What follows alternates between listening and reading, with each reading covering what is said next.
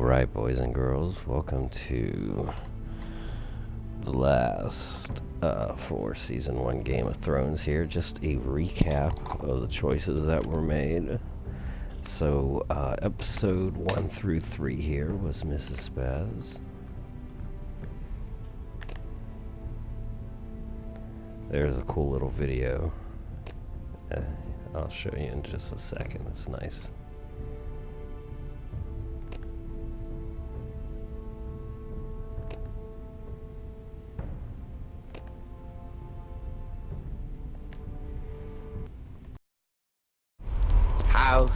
Forrester.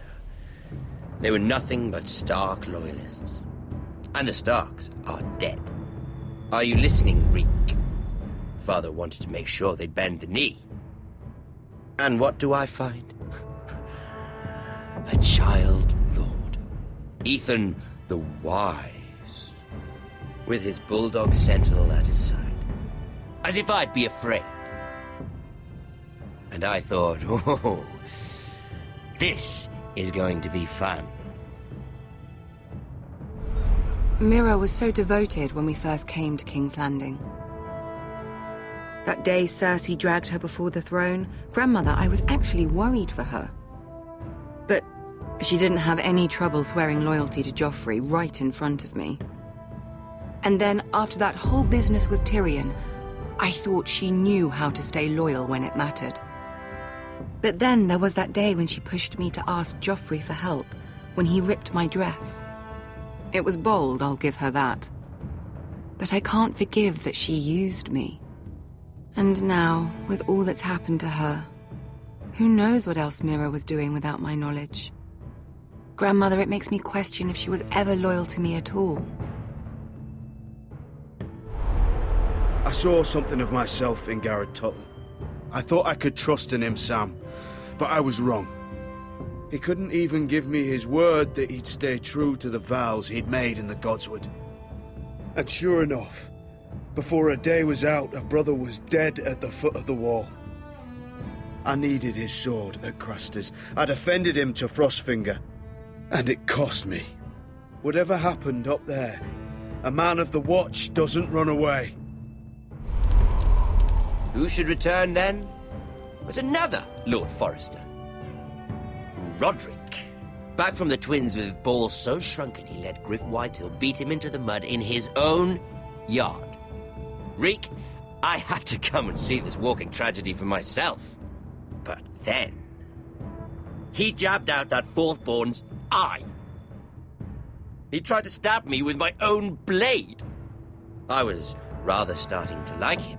And then I thought, let's play a game. That's when the fun really started.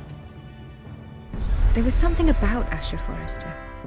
You would have liked him, Miss Sandai. He was rather earnest, I suppose. But he had heart, fighting with a former slave by his side. Asher needed my help. I needed to know if he deserved it, so I tested him. And he impressed me. He followed my every command, despite what it cost him with his companion. For that, he earned my help and my respect. I wish I could have done more for him. Perhaps, if I had, things would have turned out differently. Loyalty. Friendship. Respect. Without them, we have nothing. I think, in the end, Mira came to understand that, Grandmother.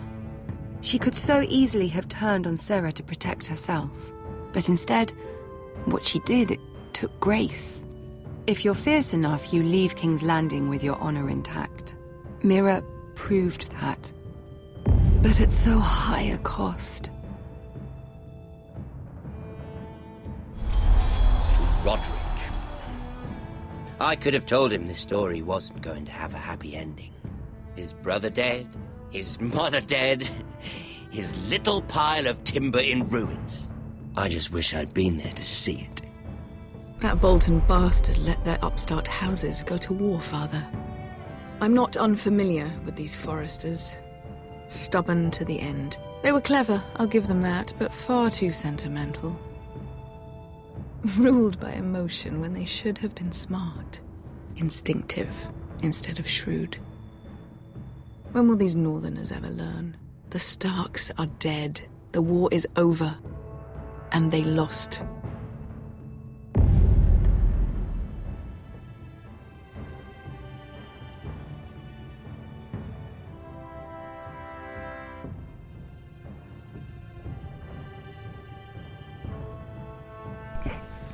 Well, there you have it. In defense of House Forrester, me and 34.1 people fought with nobility and integrity.